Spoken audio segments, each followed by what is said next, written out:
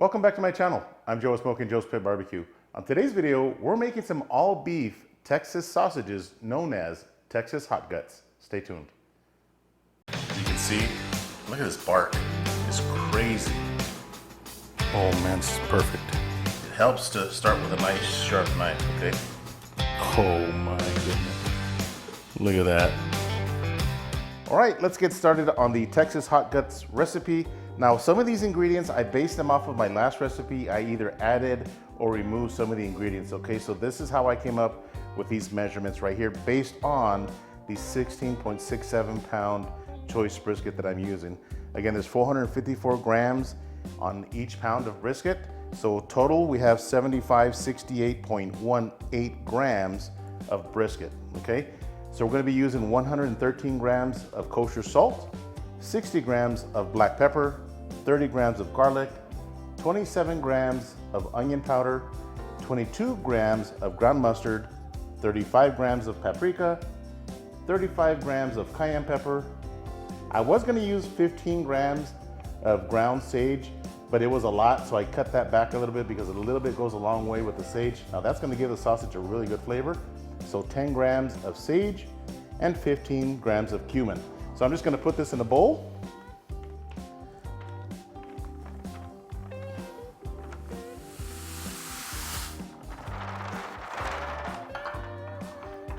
All right, now I'm gonna fold up my recipe and file this with my sausage recipes.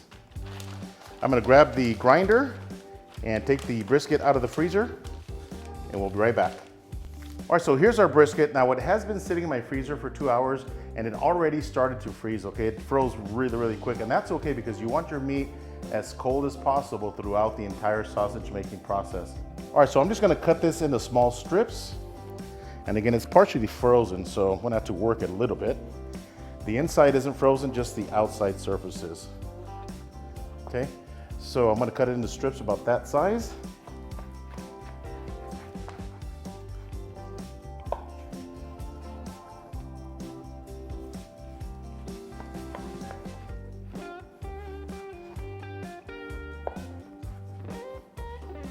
All right, so I've got the brisket sliced up here. I'm just gonna cut it into small cubes, about this size, probably 1.5 by 1.5 inches.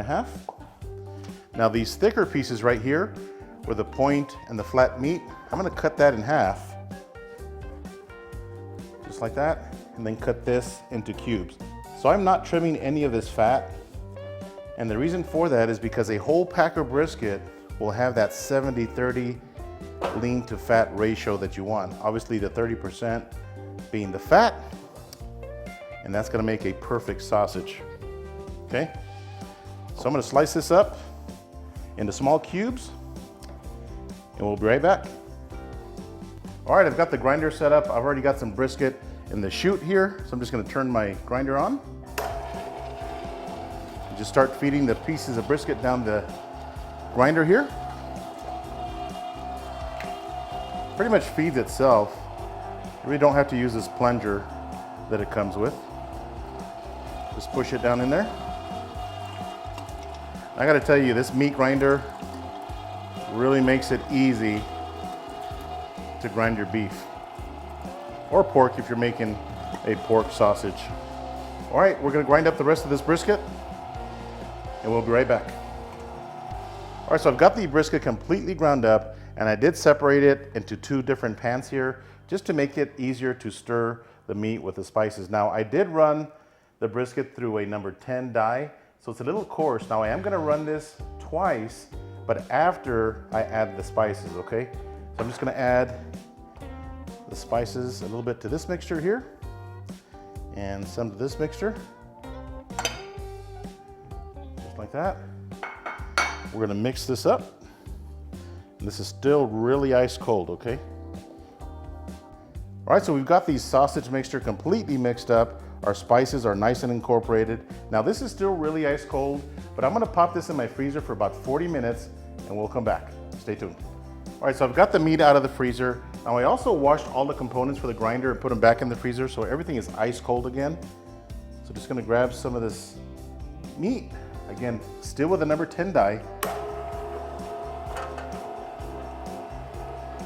pass it through.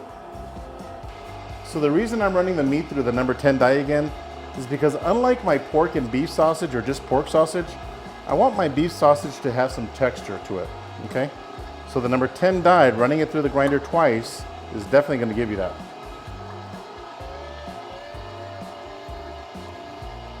All right, I'm going to continue to grind this up, and I'll bring you guys right back. All right, so I've got the sausage run through the grinder a second time. Again, I am using the 10mm die, and I did it twice, and this gave me the texture that I want right here. It's not super fine. I don't want it super fine like a pork sausage like I mentioned earlier. So we do need to add a binder or some liquid. So instead of using water on this sausage mixture, I'm gonna keep it Texas. I'm using a Lone Star beer. I'm gonna add probably a cup first and mix it up and see if we have the consistency that we're looking for. Now I'm just gonna mix this by hand. If you do have one of those fancy mixers, then you would put your sausage mixture into that and mix it up, okay? I can tell you right now that I'm gonna use the entire 12 ounces of beer, okay? Might even need more. So I'm just gonna continue to mix this by hand, and I'll bring you guys right back. All right, so I've got these sausage completely mixed up, and I got the texture that I want. The emulsification process has started, and the way you test this is just grab some in your hand, and it should stick to it, and this is exactly what you want. So this is the time to go ahead and make a patty and go ahead and fry it up. Make sure you're good with the spices before you start to case this sausage up. Now, as far as the beer, you don't have to use beer. You can use water if you wanted to, but I wanted to add some beer just for a little extra flavor. So I'm gonna fry this patty up. This meat is still really cold, but I am gonna put it in my freezer. I'll bring you guys right back. All right, so I've got the sausage patty cooked up. Let's give it a taste and see how we did.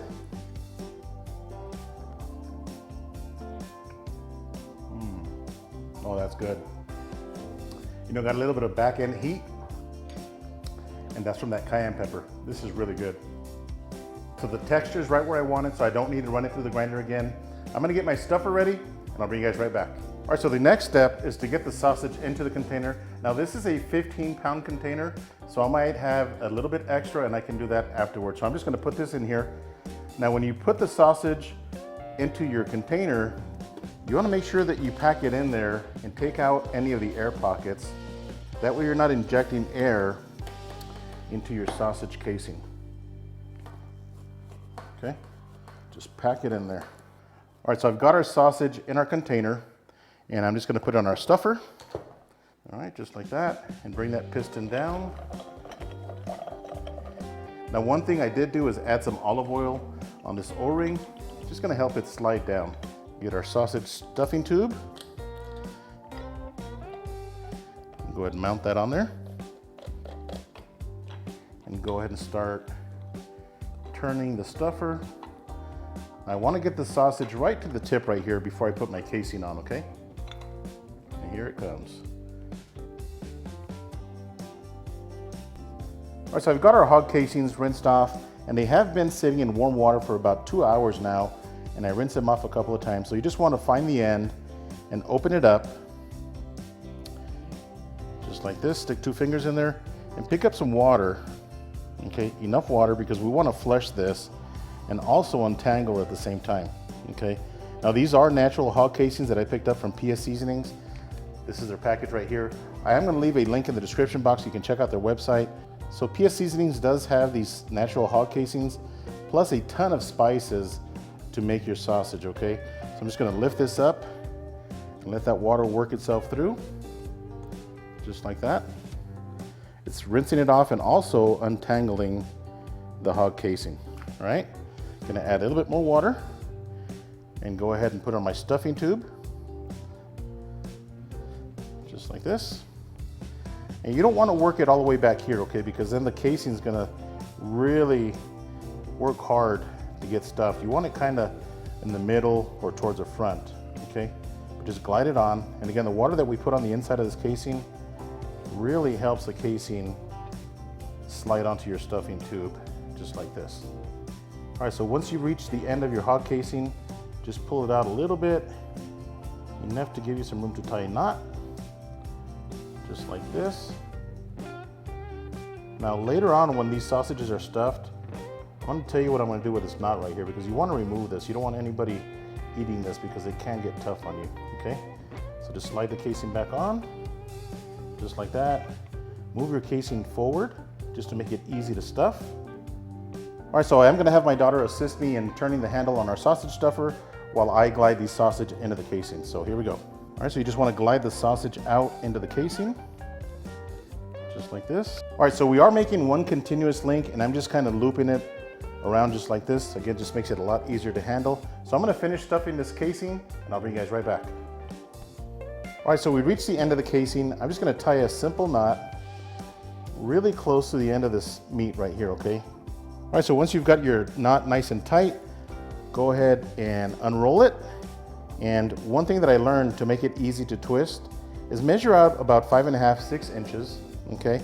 And then twist right here, or pinch, and then measure out another 5.5 or 6 inches or so. And be careful because you can puncture the casing. So just pinch right around here, and then twist it in one direction, just like this. Okay, just a couple of times, just like that. Then I'm not gonna twist this one, just gonna measure it out, pinch right here, measure out another 5.5 inches or so, pinch. And when you're pinching, you're kind of moving the meat aside, okay? And then go ahead and twist right here. Just a couple of times, just like that, okay? Makes it a little easier to twist the sausage, okay? Again, one more time, pinch right here, measure out 5.5 inches or 6, pinch, and then twist. Okay, just like that. Oh, looks like we punctured the casing right here, which is fine. I'm going to show you how I'm going to repair this. So go ahead and take a little bit of the meat out of the casing. All right, so you want to cut the casing right here, just like that. Take some of the sausage out, just enough to allow you to tie the knot. Just like that. And go ahead and tie a knot right here. So you're gonna have a short link, but that's okay. All right, so I've got a knot on the other piece as well, just like this. Now you can either leave this like this or just pinch it in the middle and make 2 small links, just like this, okay? Now these knots right here, as I mentioned earlier, I do like to cut them off, but I'm gonna let the sausage rest in my fridge for a little bit, and then I'm gonna show you how I cut these things off, okay? All right, so I'm gonna continue to stuff these casings, and I'll bring you guys right back. All right, so I've got all the sausage in the casing, and now it's just time to twist. And one thing that I found is if I pinch it and pinch it here, and then I twirl it like that, with a little bit of force. By twisting it like that, man, it looks really, really good. Now I do have some air pockets, so I am gonna have to poke the air out, but this makes it a lot easier, just kind of twirling it, if you will. So just pinch it like this, and twirl it. Again, makes it a lot easier that way, okay? Now I like to roll it up in the little pinwheel, if you will.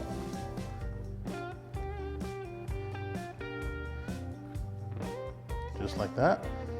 Now I don't have one of those sausage prickers, so I made my own. Just got a cork right here with a needle that I sanitized, and I'm just gonna puncture each sausage a couple times just to get the air out. All right, I'm gonna continue to link these up, and I'll bring you guys right back with an exact count of how many sausages we got. All right, so we got 62 sausages, okay? So that's about 1/4 pound, a little less than 1/4 pound per sausage. Now some of these are pretty big and some of them are smaller. Like this one right here is really large. Then we got some real thin ones. Now I wanna show you the process, or walk you through the process. This was the exact order that I did the sausages, okay? This tray was first, second, and third. So I wanna tell you, this was my first time using that meat stuffer. So some of these sausages were really thin, okay? They came out really, really thin. But as I got used to that stuffer, you know, I started making them a little bit thicker. So they started coming out really nice. And then, you know, you get to this point where they look flawless. All right, so one thing that I did halfway through is I did change the stuffing tube to the next size bigger, and that made the sausage flow out of the stuffer a little bit faster. Now the handle was a little hard to turn, And that's partially my fault. That could be because I didn't add enough moisture, in this case, beer. Now, if I would have added probably another 8 to 12 ounces of beer, I think that would have made the sausage flow out of my stuffer a little bit faster. All right, so the next step is to let the sausage sit in my fridge overnight. So I'm gonna pop them in my fridge. Tomorrow, we're gonna grill a few of these and see how we did. Stay tuned. All right, so it's the very next day and the sausage has been resting in my fridge overnight and the casing has definitely firmed up. Now it did develop this pellicle and that's what the smoke is gonna stick to the sausage. Now unfortunately, we have a storm moving through El Paso and it is really windy outside, a lot of dust, so I'm not gonna be grilling these. I'm actually gonna bring out my electric griddle and we're just gonna grill them inside. So to get them ready, remember I told you guys about this knot? So what I like to do here is just twist the casing right where the knot is at. Just twist it up like this. Okay, and then cut it right there. So you're taking off that knot, okay? Now as far as the other sausages, to unlink them, just cut it right in the middle. Okay, just like that. These are looking really, really good. So I'm gonna cut up a few of these, pull out my griddle, and I'll bring you guys right back. All right, so I've got my griddle set up. I'm just gonna grab a few of these sausages, and it's already preheated. I am running my griddle at 250 degrees. So just lay the sausages on there. Just like that. This is gonna give us some really good grill marks as well, okay? So these are gonna cook obviously until they're done. I will check the internal temperature and I am looking for 160 degrees. You gotta remember these are 100% all beef. So this is gonna be safe to eat at 160 degrees. So I'm just gonna grill these up real quick and we'll be right back. All right, so I've got these sausage all grilled up. Again, I wish I could have done this outside, but we got some nasty weather moving in. So I'm just gonna take one of these and see how we did. Cut it open here. Check that texture. Oh yeah, it's nice and grainy, which is what I wanted for a beef sausage. So man, it smells really, really good in here. Now traditionally in Texas, these Texas hot gut sausages are eaten with a cracker, just like this, with a little bit of hot sauce. So just add some of your favorite hot sauce, just like that. I'm also going to be dipping some of the sausage in this Carolina Q mustard sauce. This is their southern mustard sauce. I will leave a link in the description box where you can purchase this. So I'm just going to pour some out in this little container just so we can dip our sausage into. Just like that. All right, let's give this sausage a taste. See how we did. All right, let's see how we did on our Texas hot gut sausage. Now I'm going to try it plain and see how this tastes first, okay?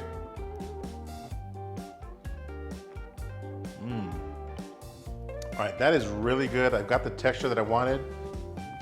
You know, I got a little back end heat, just a little bit, not too crazy. In fact, on my next batch, I would probably add a little bit more cayenne pepper to it so it's a little bit more spicy, okay? So next, I'm gonna try it the traditional Texas way with a cracker and some hot sauce. Here we go. All right, now that was really good. I'm a big fan of crackers and that sausage with the hot sauce on top, man, that is really tasty. All right, so next I'm gonna dip it into the southern mustard sauce from Carolina Q. And this mustard sauce, I gotta tell you guys, I've had this on chicken grilled. It's fantastic. So here we go. All right, now that is fantastic as well. Again, this Carolina Q Southern mustard sauce, I highly recommend it. All right, so overall, I am really happy with the end result of the sausage. It is really tasty, but I do gotta tell you that smoked or grilled is really gonna wake up the flavors in the sausage. Now, I also wanna talk about some of the things that I would have done differently. Number one, I would have added a little bit more beer to the sausage mixture. That way it comes out of the stuffer a little bit easier because it was a little bit tough to turn that handle. So that's one thing I would have done differently. Now the second thing I would have done differently is add some spray oil to the inside of the container. That's gonna make the sausage just slide in that container a little bit easier. Again, just make it easier to stuff your casings, okay? I hope you guys enjoyed this video. If this is your first time here, hit that subscribe button. Until next time, Joe with Smokin Joe's Pit Barbecue. See ya.